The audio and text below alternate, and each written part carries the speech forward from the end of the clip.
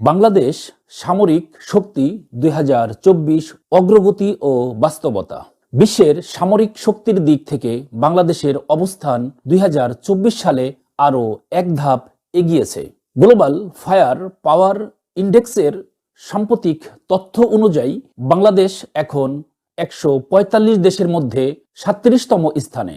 2023 সালে অবস্থান ছিল 40তম।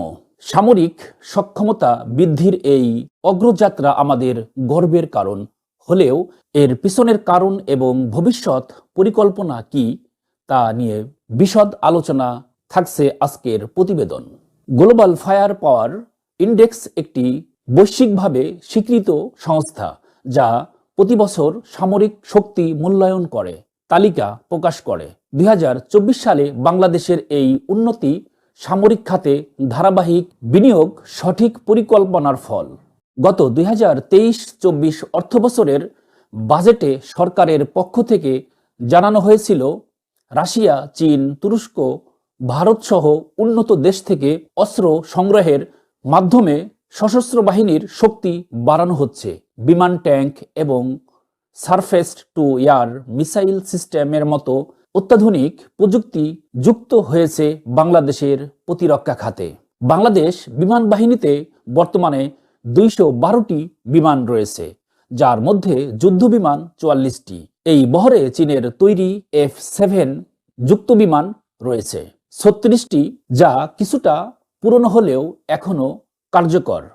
সোভিয়েত যুগের 8টি মিগ-29 যুদ্ধবিমান এবং 14টি রাশিয়ান Yak-130 প্রশিক্ষণ বিমান রয়েছে, হালকা আক্রমণে সক্ষম।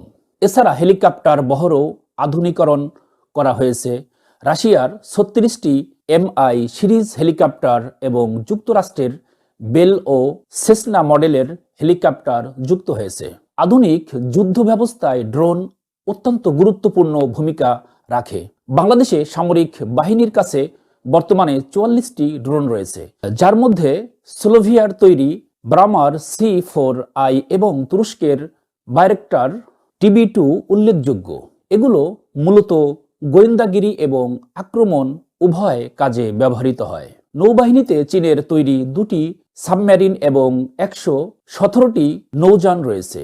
ফ্রিগেট ও কারভেট যুদ্ধজাহাজের মতো শক্তিশালী যুদ্ধজাহাজও নৌবহরে শক্তি বাড়িয়েছে।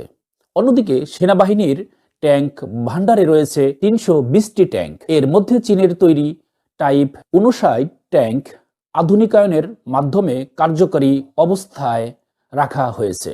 বাংলাদেশে গাজীপুরে অবস্থিত সমরাস্ত্র কারখানায় গোলাবারুদ এবং রাইফেল তৈরি হয়। এটি স্বাধীনতার পর চীনের সহায়তায় চালু হয়। বর্তমানে এই কারখানা সামরিক বাহিনীর প্রধান অস্ত্র সরবরাহের একটি বড় উৎস। বিশেষজ্ঞরা বলছেন, অস্ত্রের মান উন্নত করতে এবং বৈচিত্র্য আনতে চীনের পাশাপাশি পশ্চিমা দেশগুলো থেকেও অস্ত্র কেনা হচ্ছে।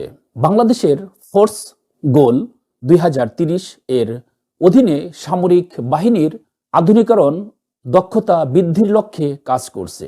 তবে সামরিক শক্তি বাড়ানোর জন্য আর্থিক সক্ষমতা, অস্ত্রের দীর্ঘমেয়াদী ব্যবহারযোগ্যতা এবং সম্ভাব্য প্রতিপক্ষের শক্তি মূল্যায়ন করেই সিদ্ধান্ত নেওয়া হচ্ছে।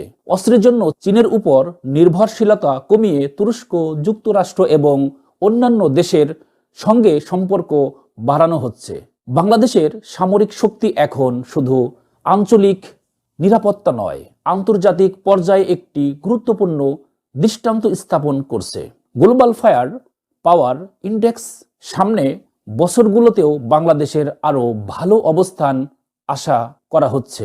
ভিডিওটি ভালো লাগলে লাইক, শেয়ার এবং সাবস্ক্রাইব করতে ভুলবেন না। মন্তব্যে জানিয়ে দিন সামরিক শক্তিতে বাংলাদেশের আরও কি উন্নতি আপনি দেখতে চান। বিশ্বে শক্তিশালী হয়ে উঠতে শুধু প্রতিরক্ষা নয়, শান্তি এবং কূটনৈতিক সম্পর্কও গুরুত্বপূর্ণ। আমাদের অগ্রগতি যেমন সবসময় টেকসই এবং লক্ষ্যভিত্তিক